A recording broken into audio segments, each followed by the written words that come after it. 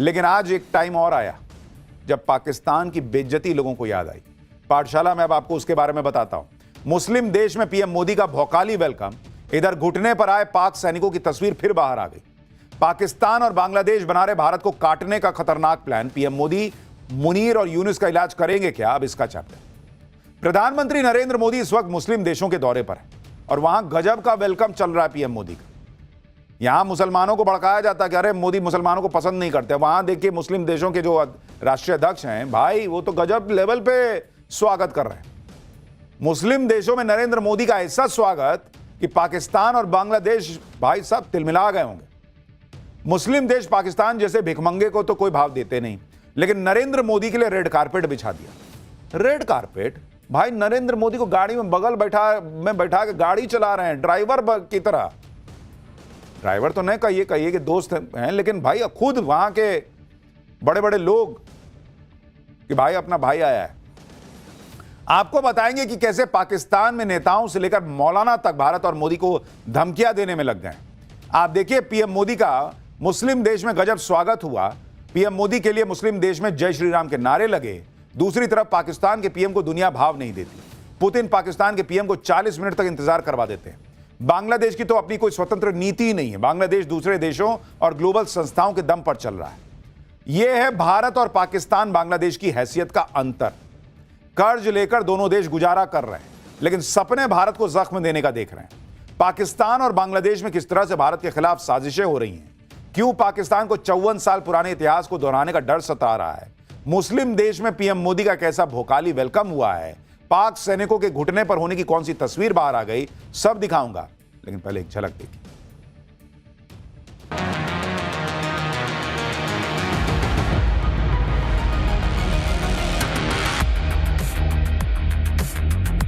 आतंकवाद के विरुद्ध हमारा साझा और स्पष्ट रुख है।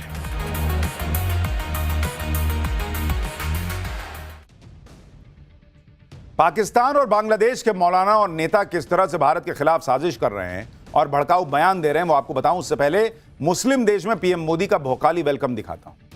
पीएम मोदी 3 मुस्लिम देशों के दौरे पर हैं, जिसमें आज जॉर्डन का दौरा पूरा हो गया।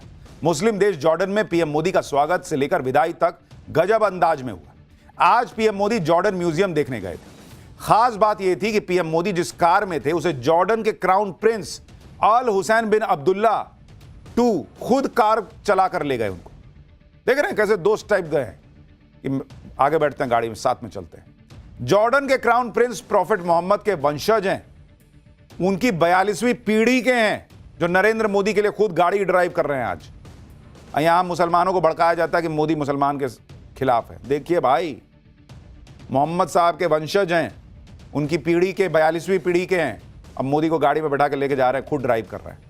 जॉर्डन के क्राउन प्रिंस खुद कार चलाकर पीएम मोदी को एयरपोर्ट तक छोड़ने आए थे। ये तस्वीरें देखिए। एक मुस्लिम देश का भावी शासक प्रधानमंत्री मोदी को ड्रॉप करने आया। इतना ही नहीं, जॉर्डन के क्राउन प्रिंस तो रनवे पर तब तक खड़े थे जब तक पीएम मोदी प्लेन में चढ़ नहीं गए। यह है पीएम मोदी की ग्लोबल एक्सेप्टेंस। मुस्लिम देश होने के बाद भी जॉर्डन जानता है कि पीएम मोदी का स्टैचर क्या है। प्रधानमंत्री मोदी भी हर देश के साथ संबंध बनाने पर जोर देते हैं। सुनिए उन्होंने क्या कहा है, फिर आगे की बात बताता हूं। वैश्विक स्तर पर भी हम करीबी संपर्क में रहे हैं।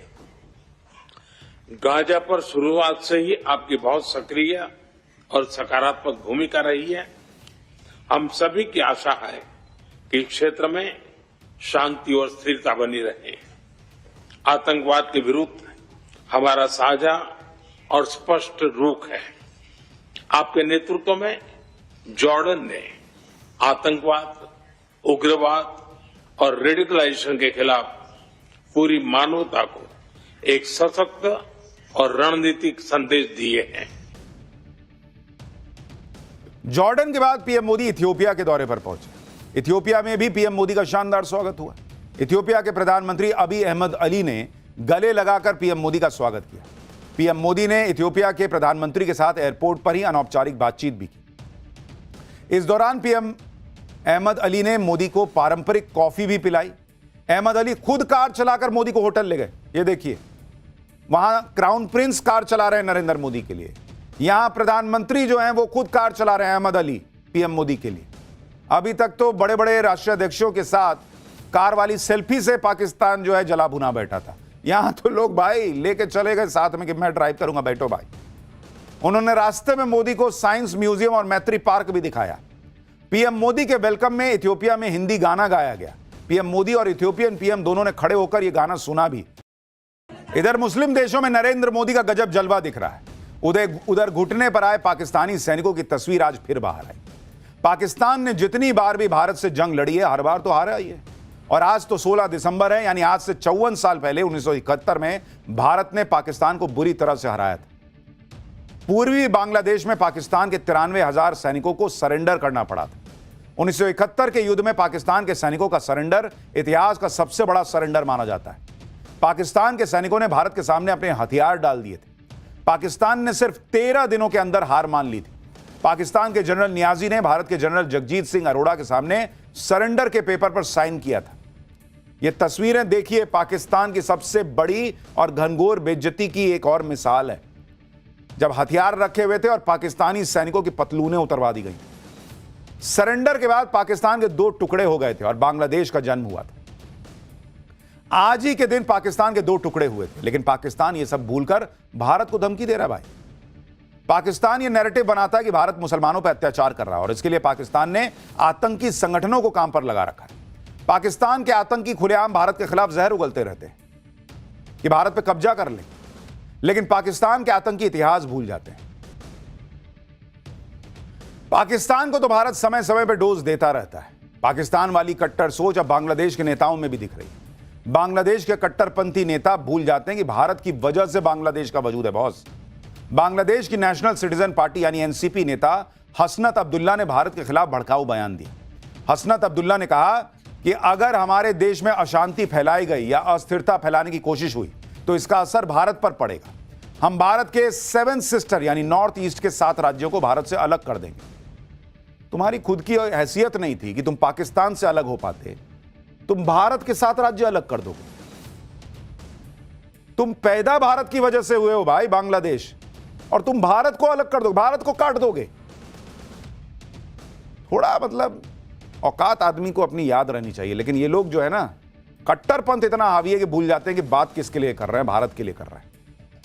नेशनल सिटीजन पार्टी यानी एनसीपी का गठन शेख हसीना के खिलाफ आंदोलन के बाद हुआ, यानी जुम्मे जुम्मे पैदा हुए हैं। और काम क्या है? खाली भारत के खिलाफ बयान दो। बांग्लादेश और पाकिस्तान ने इस वक्त भारत के खिलाफ गठजोड़ बनाया हुआ है। दोनों ही जगह भारत के खिलाफ जहर उगला जा रहा है। इसमें पाकिस्तान आतंक की नर्सरी है, यह तो पूरी दुनिया जानती है। और अब तो पाकिस्तान पर चोरी का भी आरोप लग गया है। पाकिस्तानी सेना के पूर्व अधिकारी आदिल रजा ने सनसनीखेज आरोप लगाया है। आदिल रजा ने कहा कि पाकिस्तानी एजेंसी आईएसआई के 2 एजेंट रूस में पकड़े गए। इन दोनों एजेंट को आईएसआई ने 2 महीने पहले रूस भेजा था। इन दोनों ने रूस के S-400 की तकनीक चुराने की कोशिश की। S-400 रूस का बेहद खतरनाक एयर डिफेंस सिस्टम है। रूस ने भारत को भी S-400 डिफेंस सिस्टम दे रखा है। S-400 ने ही ऑपरेशन सिंदूर में पाकिस्तान को ठोका था। इसी वजह से आईएसआई इसकी टेक्नोलॉजी चुराना चाहता था। आदिल रजा ने कहा कि वो एजेंट के नाम भी बता देंगे। यानी भाई पाकिस्तान की हैसियत तो है नहीं कि S-400 खरीद ले, ना उसको रूस दे रहा है, तो फिर वही चोरी चकारी पे आ गए ये लोग। ये खबर रूस के राष्ट्रपति पुतिन को भी पता चली और इसी वजह से पुतिन ने पाकिस्तान के पीएम शहबाज शरीफ को बेइज्जत किया था और 40 मिनट जो इंतजार कराया था इसीलिए। ये तस्वीरें तुर्कमेनिस्तान में पुतिन ने जिस तरीके से शहबाज शरीफ को बेइज्जत किया था उसकी। पाकिस्तान एंटी इंडिया प्लानिंग में लगा रहता है और इसी चक्कर में अपनी बेइज्जती करवा लेता है। पाकिस्तान को पुतिन ने तो बेइज्जत किया ही, अब भारत ने ऑपरेशन सिंदूर के दौरान पाकिस्तान की पिटाई के और सबूत दिखा दिए। पाकिस्तान ने ऑपरेशन सिंदूर में तुर्की के ड्रोन इस्तेमाल किए थे, भारत ने फोड़ दिया था। भारत ने अब उन ड्रोन की प्रदर्शनी लगा दी कि देख भाई क्या मारे थे हम लोग। तुर्की ने पाकिस्तान को ये सारे ड्रोन दिए थे। पाकिस्तान ने भी सोचा होगा कि अब तो मौज आ गई, भारत पर ड्रोन से हमला करेंगे, भारत में तबाही मचाएंगे। भारत ने ड्रोन तो मारे ही मारे, उसकी प्रदर्शनी लगा के पूरी दुनिया को दिखाया कि देखो यही सब आया था, मारे थे इसको 4। भारत और रूस तो पाकिस्तान को झटके दे ही रहे। अब अमेरिका ने भी पाकिस्तान के साथ खेल कर दिया। अमेरिकी सीनेटर ने खुलकर कहा है कि पहलगाम हमले में पाकिस्तान का हाथ था। इस अमेरिकी सीनेटर का नाम बिल हुईजेंगा है और यह ट्रंप की पार्टी से ही सीनेटर है। बिल हुईजेंगा ने कहा है कि पहलगाम नरसंहार के पीछे पाकिस्तान के आतंकी संगठन थे। लश्कर-ए-तैयबा और उसका प्रॉक्सी संगठन द रेजिस्टेंस फ्रंट इसके लिए जिम्मेदार है। यानी अब अमेरिकी नेता वहां के मान रहे हैं कि पहलगाम हमले के पीछे पाकिस्तान का हाथ था, और यही भारत कह रहा था। एक बार फिर भारत ने यूएन में भी पाकिस्तान के आतंकवाद को मुद्दे पर एक्सपोज किया है। देखिए, पाकिस्तान और आतंकवाद दोनों का आपस में ना निकाह हो रखा है, इनका तलाक नहीं हो सकता। लेकिन हम बात करते हैं एक दूसरी शादी की। पाठशाला में अब अगला चैप्टर, फिल्म जैसा सेट, 70 लाख के तो खाली पटाखे फोड़ दिए। विधायक जी के बेटे की ऐसी शादी कि आपको अंबानी याद आ जाएंगे। दूल्हे पर नोट बरसते चले गए। ऐसी शादी जिसको देखकर पब्लिक के होश उड़े हुए हैं देश भर में। For more of such videos, do like, share and subscribe to ET Now Swadesh.